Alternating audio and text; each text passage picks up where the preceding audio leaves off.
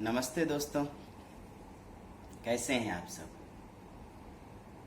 स्वागत है आप सभी का घर बैठे खेल खेल में हिंदी सीखने के इस कार्यक्रम में।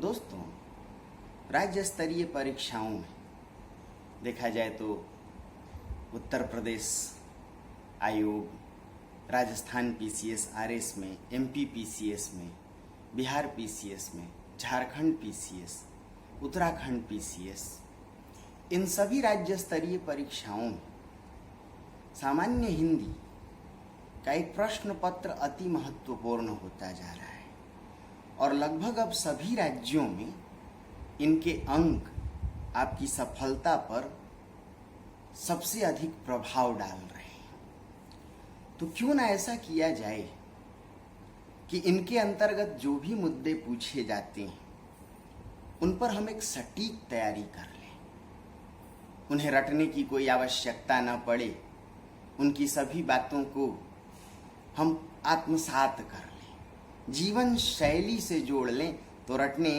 का मामला अपने आप खत्म हो जाएगा। आप देखेंगे कि इन सभी राज्य स्तरीय परीक्षाओं में, सिविल सेवा की इन परीक्षाओं में 4 या 5 मुद्दे पूछे जाते हैं, जैसे पल्लवन, जैसे संक्षेपण, जैसे निबंध, जैसे पत्र लेखन और व्याकरण के कुछ पोर्शन। यदि देखा जाए तो उपसर्ग प्रत्यय है, मुहावरा लोकोक्ति है, तत्सम तद्भव है। यदि आप देखें तो वाक्य शुद्धि है। कहीं कहीं किसी राज्य स्तरीय परीक्षा में थोड़े और अधिक मामले हैं, कहीं पारिभाषिक शब्दावलियों को भी पढ़ना है, तो पत्र लेखन जिसका अच्छा होगा, पारिभाषिक शब्दावलियां भी अच्छी हों। दोस्त, आपको लगता है कि इन चीजों को रटने की जरूरत है? बिल्कुल नहीं। पल्लवन को लेकर के अक्सर हम लोग पशोपेश में रहते हैं कि भाई पल्लवन लिखा कैसे जाए। अब जरा विचार कीजिए, पल्लवन है क्या? एक छोटे से नन्हे से बीज को जमीन में वपन करते हैं, मिट्टी में बोते हैं, बीज से अंकुर निकलता है, अंकुर से पौध तैयार होता है, पौधा एक वृक्ष की शक्ल लेने लगता है, वृक्ष से फल फूल छाया जैसी चीजें प्राप्त होती हैं, और फिर वृक्ष सूख कर जब उसे काट दिया जाए तो वह ईंधन का भी काम करने लगता है, इमारती लकड़ी भी देने लगता है, कागज भी बनाया।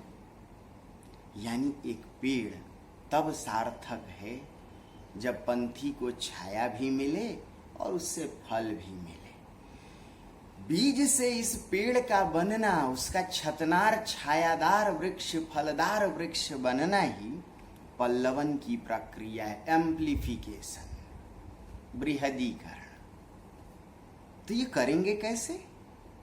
सवाल तो वहीं का वहीं है। ये बहुत आसान है। बोलिए मेरे साथ, निबंध लेखन की पहली सीढ़ी पल्लवन लेखन है। पल्लवन कुछ और नहीं, भावों और विचारों का उद्गार है। किसी पंक्ति पर जब आप शब्दार्थ और भावार्थ की जगह उसमें निहितार्थ, उसके प्रतीकार्थ को उद्घाटित करने लगते हैं दोस्तों, तो यही पल्लवन कहलाता है। यही क्या कहलाता है दोस्तों?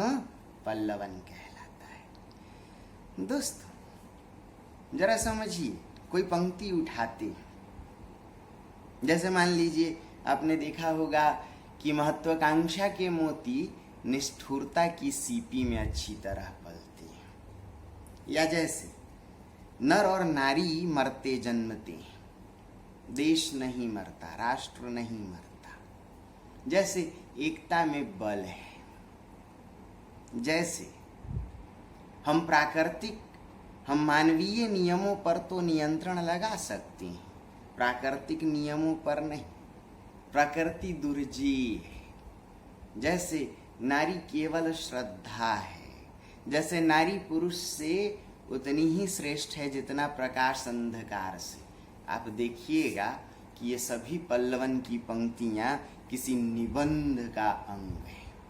नारी सशक्तिकरण पर, प्रकृति, पर्यावरण पर, धर्म दर्शन पर, समाज संस्कृति पर। जब आप छोटी छोटी चीजों को जानने लगती हैं, जैसे साहित्य समाज का दर्पण है, जैसे उपयोगिता और लाभदायकता से कहीं बेहतर है नैतिकता का चयन। दोस्तों, जब छोटे छोटे शब्दों को आप सीखने लगती हैं और इन शब्दों पर आप पकड़ बनाने लगती हैं, तो उसका कंटेक्स्ट समझने लगते हैं कि व्यक्ति के लिए इसका क्या मतलब होगा, राष्ट्र के लिए क्या मतलब होगा, समाज के लिए और वैश्विक प्रयोजन से इसका क्या मतलब होगा।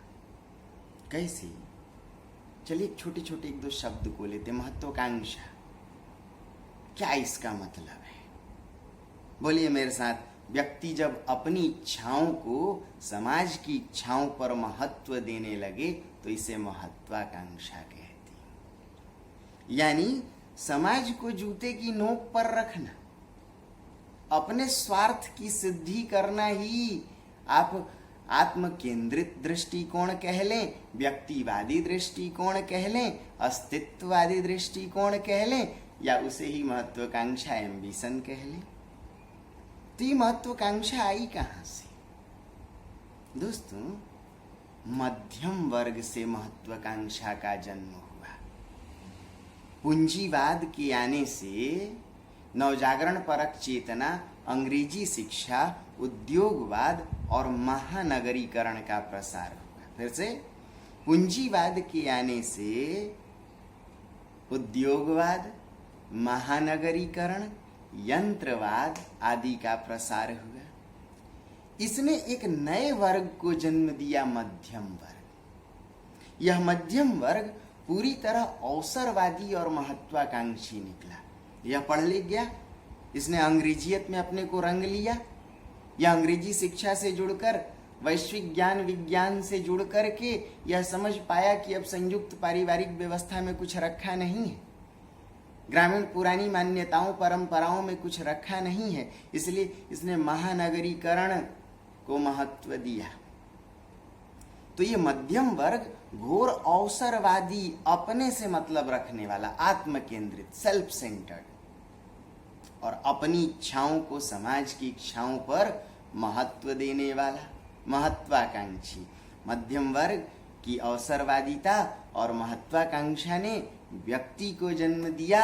यह व्यक्ति क्रूर, निष्ठुर और समाज की उपेक्षा करने वाला, अपनी महत्वाकांक्षाओं को साधने वाला निकला। तो बोलिए, महत्वाकांक्षा के मोती निष्ठुरता की सीपी में पलते हैं। जब समाज को खारिज कर देंगे, बाप बढ़ाना भैया, the whole thing is that की सबसे बड़ा रुपया, यह है महत्वाकांक्षा। माता पिता गांव में खुद को जला रहे हैं, माँ अभी भी तवे पे उंगलियां जला रही है, आपके लिए रोटी सेकती है, और आप दिल्ली में महानगरों में बैठ करके संघ लोक सेवा आयोग की तैयारी कर रहे हैं। अपने को बनाने के लिए जब समाज की आकांक्षाओं की बलि दे दी जाए तो इसे महत्वाकांक्षा कहते हैं। लेकिन क्या महत्वाकांक्षा हमेशा बुरी होती है? याद रखिए, कई महत्वाकांक्षाएं आगे चलकर समाज के लिए संरचनात्मक साबित होती हैं। कैसे? जैसे आपका कलेक्टर बनना, आपने पहले समाज को छोड़ा, आपने पहले समाज की उपेक्षा की, आपने पहले समाज को नजरअंदाज किया और फिर सिलेक्ट होकर के बन करके उसी समाज की सेवा में लग गए। ऐसे भी कहा गया है कि समाज की सेवा वही कर सकता है जिसने कभी जीवन को एकांत में जिया। क्या गजब की बात है! एकांत में जीने वाला आत्म मूल्यांकन कर सकता है। आत्म मूल्यांकन करने वाला ही समाज का मूल्यांकन कर सकता है। इसलिए गांधी पहले आत्म मूल्यांकन करती है। गांधी पहले महत्वाकांक्षी, गांधी व्यक्तिवादी। व्यक्तिवादी होना खराब नहीं है। गांधी, रविंद्रनाथ टैगोर, ये सभी व्यक्तिवादी हैं। तो यदि एक व्यक्ति महत्वाकांक्षी है तो वह चाहे तो समाज को भी एक नई दिशा दे सकता है। कभी कभी हमारे प्रतिनिधियों को, जनप्रतिनिधियों को, हमारे नेतृवर्ग को भी निष्ठुर होना पड़ता है। हमें लगता है कि वह महत्वाकांक्षी, समाज को चलाने के लिए समाज के नेता को, घर को चलाने के लिए घर के मुखिया को महत्वाकांक्षी होना या निष्ठुर होना जरूरी है। तो याद रखिए, महत्वाकांक्षाएं या निष्ठुरता हर हाल में नकारात्मक नहीं होती, इनके सकारात्मक पहलू भी हैं। दोस्तों, बहुत छोटी छोटी चीजें, बहुत छोटे छोटे टर्मिनोलॉजी, यदि इनकी संकल्पनाओं को आप जोड़ेंगे, जैसे पूछ लिया जाता है पल्लवन में कि ज्ञान और प्रेम का सामंजस्य ही जीवन का वास्तविक आधार है। देखिए तो आप आइए, इसका ये निबंध भी है और यही पल्लवन भी है। भाई ज्ञान क्या है? बौद्धिकता से उत्पन्न है। और प्रेम क्या है? भावना से उत्पन्न है। याद रखिए, मन तो एक ही है, उसके दो हिस्से हैं। मन एक ही है, उसके दो हिस्से हैं, हृदय और मस्तिष्क। हृदय भावना को जन्म देता है, यह भावना ही प्रेम है। और जो मस्तिष्क है वो बुद्धि और बौद्धिकता को जन्म देता है, यह बुद्धि बौद्धिकता ज्ञान है। यदि आप दोनों में तालमेल नहीं बैठा पा रहे हैं तो समझिए कश्मकश के शिकार हैं, अंतर्द्वंद के शिकार हैं। परंतु जो व्यक्ति इन दोनों के बीच तालमेल बैठा ले, बौद्धिकता और भावुकता के बीच, ज्ञान और प्रेम के बीच, तो उसका जीवन हर हाल में सफल होगा। अब इसका एक व्यापक आयाम देखिए, वैश्विक राष्ट्रीय आयाम। आज का ज्ञान किससे जुड़ा हुआ है? बौद्धिक संस्कृति से, वैज्ञानिक संस्कृति से। और आज का प्रेम किससे जुड़ा हुआ है? आध्यात्मिक संस्कृति से, भावुक संस्कृति से। हम भारतीय लोग आध्यात्मिक लोग रहे और पश्चिमी लोग बौद्धिक वैज्ञानिक। कोई भी समाज, कोई भी राष्ट्र यदि आध्यात्मिकता यानी प्रेम और बौद्धिकता, ज्ञान अर्थात वैज्ञानिकता, दोनों के बीच तालमेल कर ले तो समस्याएं खुद ब खुद खत्म हो जाएंगी। अब समझिए, वैश्विक स्तर पर, राष्ट्रीय स्तर पर, सामाजिक स्तर पर और यहाँ तक कि व्यक्ति के स्तर पर भी ज्ञान और प्रेम का सामंजस्य ही एक सफल जीवन का आधार है। पहले शब्दों को जानने की कला हमें विकसित करनी होगी और तब जाकर के हम लोग पल्लवन लिख पाएंगे। देखा कि किस प्रकार बीज अंकुर लेता है, पौधा बनता है, वृक्ष बनता है, छायादार छतनार पेड़ बनता है, फल फूल देता है और अंततः सूखने के बाद, जब तक जिया तब तक तो बहुत कुछ दिया, छाया, फल, फूल, और सूख जाने के बाद भी ईंधन और इमारती लकड़ी के रूप में अपना उत्सर्ग करता है। तो एक बीज का ये डायमेंशन ही पल्लवन है, बीज से वृक्ष का बनना। ऐसे ही जब पल्लवन लिखते हैं तो उसकी पंक्ति के सभी डायमेंशन को अगर आप खोलते हैं तो वो पल्लवन है। ऐसे ही संक्षेपण क्या है? तो संक्षेपण याद रखिए, आप सुनते आए हैं कि बहुत अधिक बातों को कम में प्रस्तुत कर देना संक्षेपण है। आपने रट लिया है 1/3 अंश का लेखन ही संक्षेपण है। चलिए मैं आपको एक सूत्र देता हूं। लेखन की 2 शैली होती है, समास शैली और व्यास शैली। जो समास शैली है, राजा का पुत्र, अगर इसका समास करें तो क्या होगा? राजपूत। चिड़िया को मारने वाला, इसका समास करें तो क्या शब्द बनेगा? चिड़ीमार। समास शैली में बहुत अधिक बातों को कम में व्यक्त किया जाता है, इसे ही मित कथन शैली कहते हैं और यही हमारे आपके लिए संक्षेपण है। और व्यास, समास का विलोम क्या है? व्यास। समास यदि संश्लिष्ट शैली है तो व्यास विश्लिष्ट शैली है, कम बातों को विस्तार के साथ लिखना। तो आपने देखा होगा कि एक छोटा सा शब्द लिखा हुआ आतंकवाद और कहा जाता है कि 1000 शब्दों में निबंध लिखें। एक पंक्ति दी जाती है, हर चमकने वाली चीज सोना नहीं, और कहा जाता है कि इसकी व्याख्या करें, पल्लवन करें। तो दोस्तों, निबंध, पल्लवन ये व्यास शैली है, विश्लिष्ट शैली के अंग हैं, और संक्षेपण हर हाल में समास शैली है। तो कैसे करेंगे समास, संक्षेपण कैसे हम लोग लिखें? अच्छा जरा बताइए, तो जब आप दो दोस्त मिलते हैं और खूब बातचीत करते हैं, तो 2 घंटे आप पता नहीं क्या क्या बात करते हैं। कैसे हो भाई? मैं तो अच्छा हूँ। तुम कैसे हो भाई? मैं भी अच्छा हूँ। और तुम खाना खाए? हाँ यार मैं खा लिया।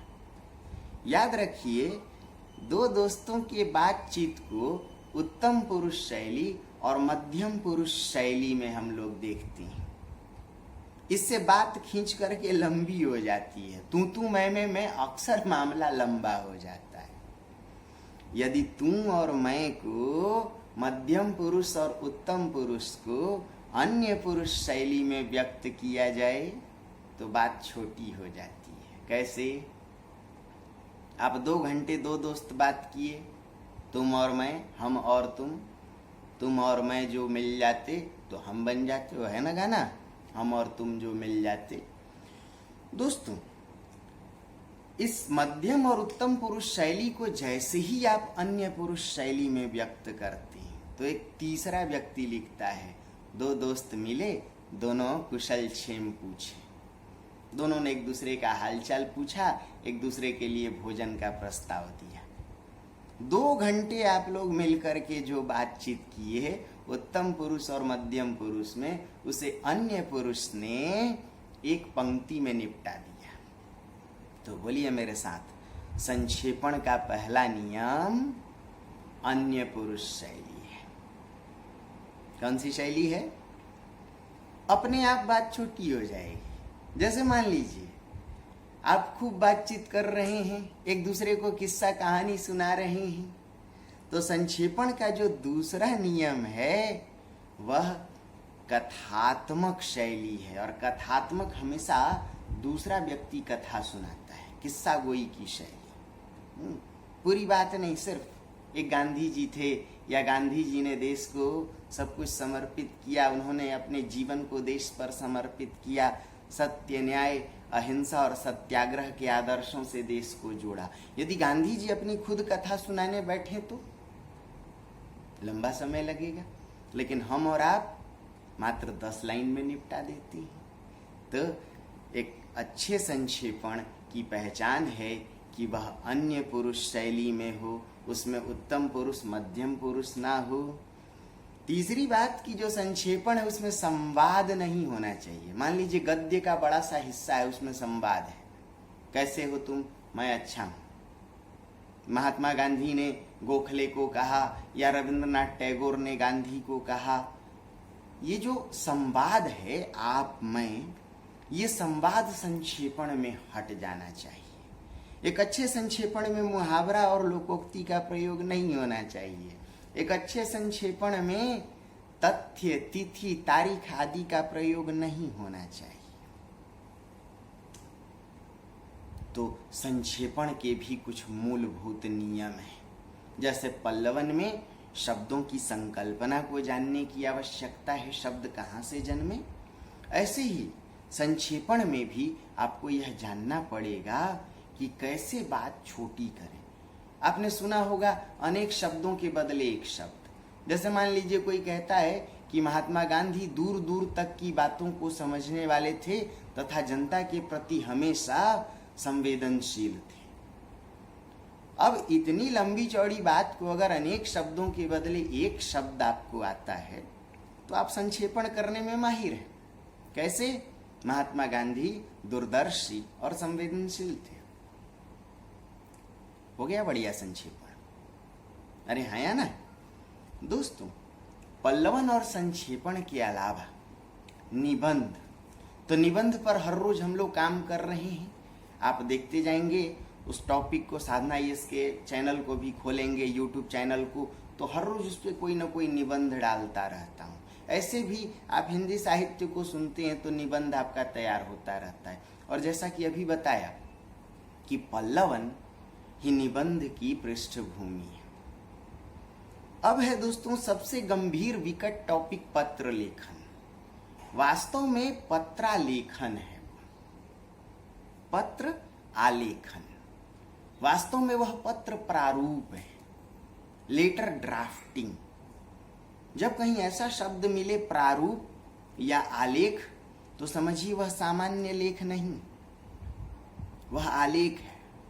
निश्चित शब्दों, निश्चित क्रम, निश्चित शब्दावलियों के माध्यम से संबोधन का एक आधार, हस्ताक्षर का एक रूप, पत्र क्रमांक के लिए एक स्थान, दिनांक के लिए एक स्थान, ऊपर भेजने वाले विभाग का नाम, और जो पाए पावती या प्रेषिती का नाम, पता।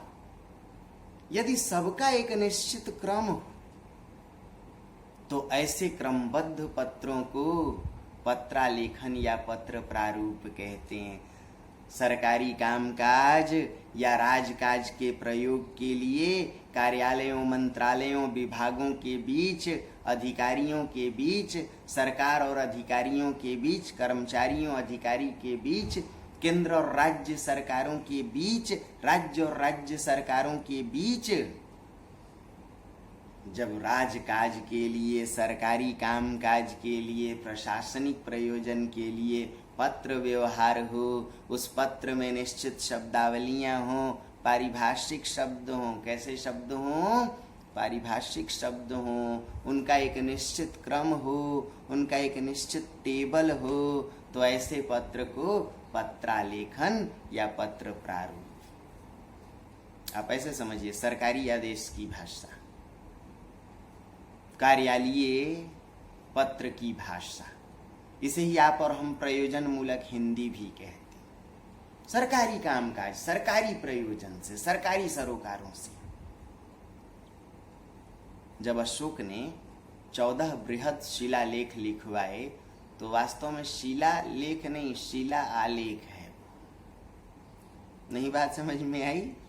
तो सरकारी आदेश, सरकारी कामकाज की भाषा का जब हम प्रयोग करते हैं तो उसे प्रयोजन मूलक हिंदी, और उसे ही जब पत्र व्यवहार में हम उतारते हैं तो वही सरकारी शासकीय पत्र, कार्यालयीय पत्र है, और वही पत्रालेखन है। एक एक बात समझने की आवश्यकता होगी इसमें आपको। अगले वीडियोज में आप देखते जाएंगे कि परिपत्र क्या है, सर्कुलर, शासनादेश क्या है, गवर्नमेंट ऑर्डर क्या है।